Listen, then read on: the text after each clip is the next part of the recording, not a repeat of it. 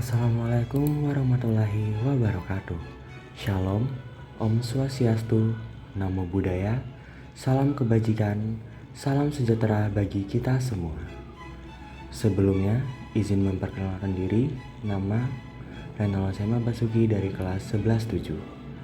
Di video kali ini saya akan membahas mengenai ragam kelompok sosial di masyarakat pada mata pelajaran sosiologi. Di materi ini, kita akan fokus jenis-jenis sosial yang terbentuk di masyarakat.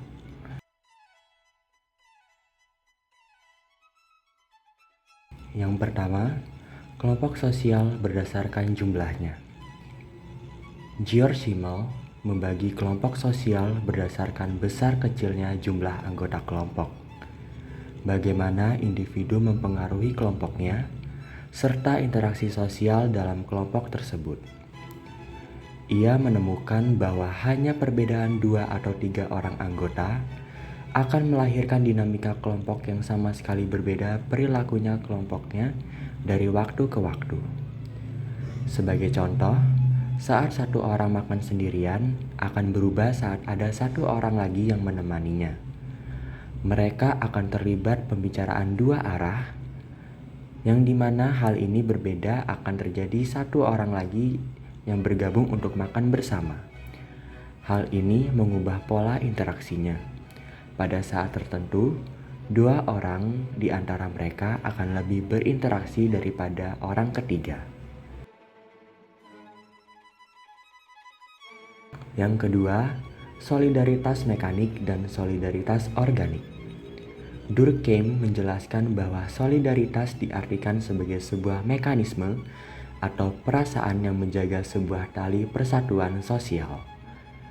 Mekanisme ini terbentuk karena adanya kekuatan yang memaksa seperti hukum dan kekuatan untuk bersatu seperti budaya. Hal ini ia bedakan menjadi 2 jenis solidaritas, yaitu solidaritas mekanik dan solidaritas organik. Solidaritas mekanik merupakan ciri yang menandai masyarakat masih sederhana atau segmental. Oleh karena itu, solidaritas mekanik dibangun atas dasar persamaan dan homogenitas sehingga melahirkan kesadaran kolektif dan hati nurani kolektif. Contohnya di masyarakat pedesaan. Di desa hanya ada satu jenis bahasa, setiap orang menggunakan jenis pakaian yang sama, mata pencaharian bercocok tanam, dan hal sederhana lainnya. Jika kita hidup di tengah lingkungan homogen, maka lingkungan itu akan menuntut kita untuk menjadi seragam. Solidaritas organik. Solidaritas organik dibangun atas dasar keragaman atau heterogenitas. Pada kelompok ini, pembagian kerja dilakukan secara rinci sehingga menciptakan saling ketergantungan antar bagian.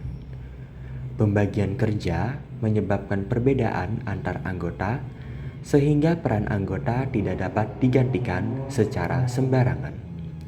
Dinamakan solidaritas organik karena sistemnya diibaratkan seperti tubuh makhluk hidup. Contohnya ketika sakit perut, maka seluruh anggota tubuh akan berdampak. Sebagai misal, petani yang gagal panen akan menyebabkan masalah pangan bagi masyarakat dan hal yang sebagainya.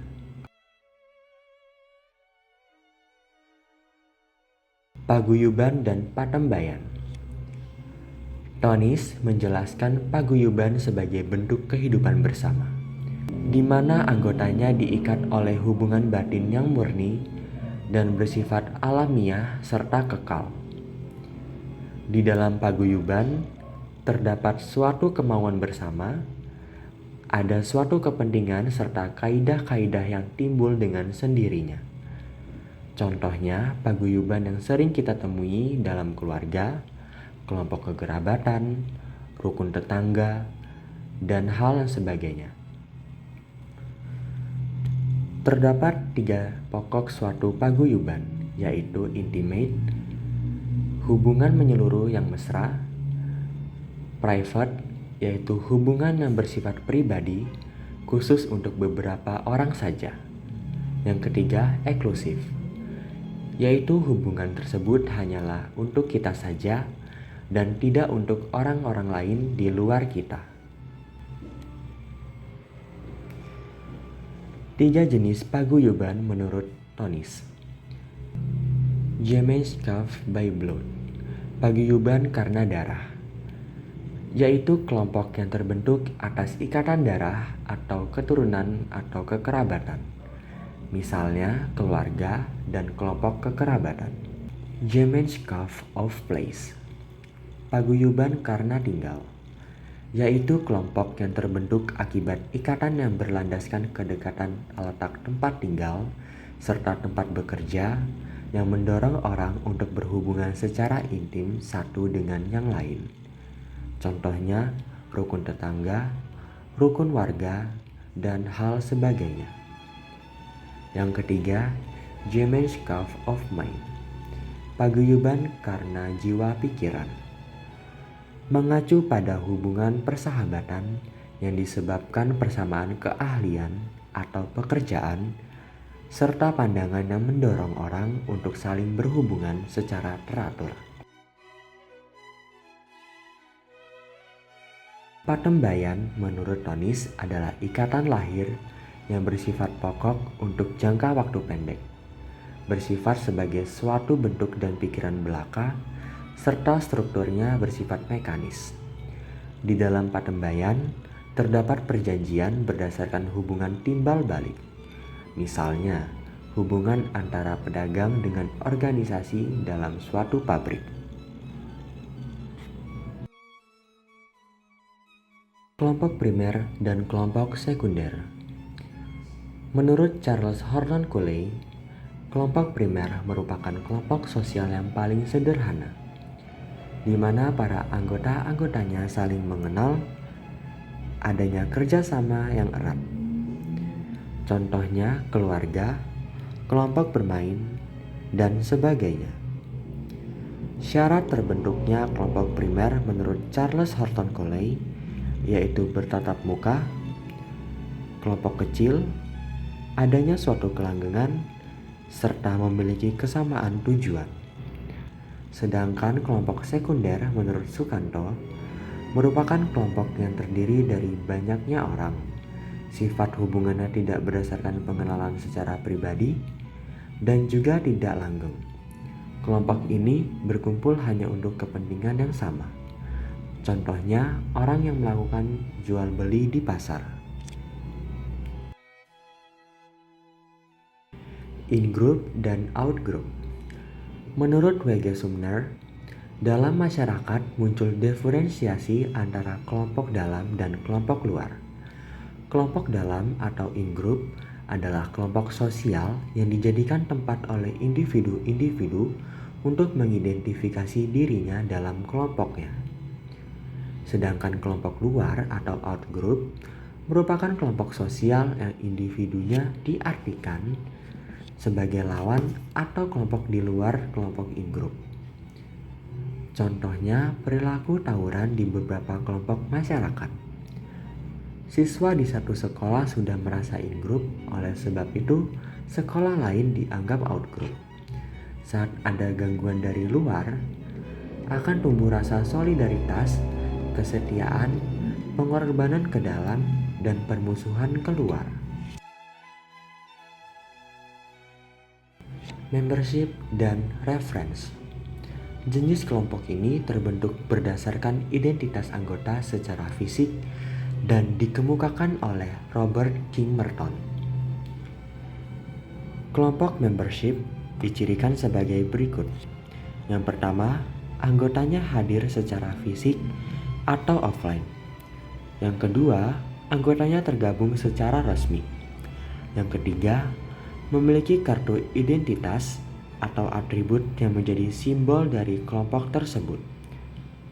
Contoh kelompok membership yaitu OSIS, ekskul, Karang Taruna, dan sebagainya. Sedangkan kelompok reference memiliki ciri sebagai berikut. Yang pertama, tidak ikut serta menjadi anggota. Yang kedua, menjadikan kelompok lain sebagai acuan untuk bertindak. Contohnya, simpatisan partai politik. Formal dan informal. Dikemukakan oleh Max Weber, kelompok formal dibentuk untuk menyelesaikan tugas-tugas tertentu dan mempunyai peraturan-peraturan yang tegas untuk mengatur anggota-anggotanya. Contohnya sekolah, ekstrakurikuler, dan sebagainya. Kelompok informal yaitu kelompok yang tidak memiliki peraturan dan struktur organisasi sehingga bersifat tidak resmi. Kelompok ini terbentuk atas kesepakatan sosial karena pertemuan yang berulang kali dengan didasari kepentingan dan pengalaman bersama. Contohnya teman bermain, kelompok belajar, dan sebagainya. Okupasional dan volunteer. Kelompok okupasional adalah kelompok orang-orang yang melakukan pekerjaan sejenis. Contohnya Ikatan Akuntan Indonesia dan Ikatan Dokter Indonesia. Sedangkan volunteer adalah kumpulan orang-orang yang mempunyai kepentingan bersama namun tidak mendapat perhatian masyarakat. Tujuan mereka adalah memenuhi kepentingan anggotanya dengan tidak mengganggu masyarakat secara luas. Contohnya kelompok pecinta alam. Kelompok tak teratur. Kelompok tak teratur adalah kelompok yang mempunyai tujuan yang sama namun tidak memiliki hubungan jangka panjang serta aturan yang mengikat. Contohnya kerumunan dan publik. Kesimpulan pada materi kita pada kali ini yaitu kelompok sosial adalah kumpulan manusia yang memiliki kesadaran bersama akan keanggotaan dan saling berinteraksi. Tujuan dibentuknya kelompok sosial adalah untuk mewujudkan penerapan nilai-nilai sosial yang ada dan dibutuhkan dalam suatu struktur sosial pada suatu masyarakat. Kelompok sosial merupakan bagian dari realitas sosial yang bersifat universal dan menjadi bagian dari sistem sosial. Pembentukan kelompok sosial memiliki kesadaran akan adanya hubungan yang terjalin di antara mereka.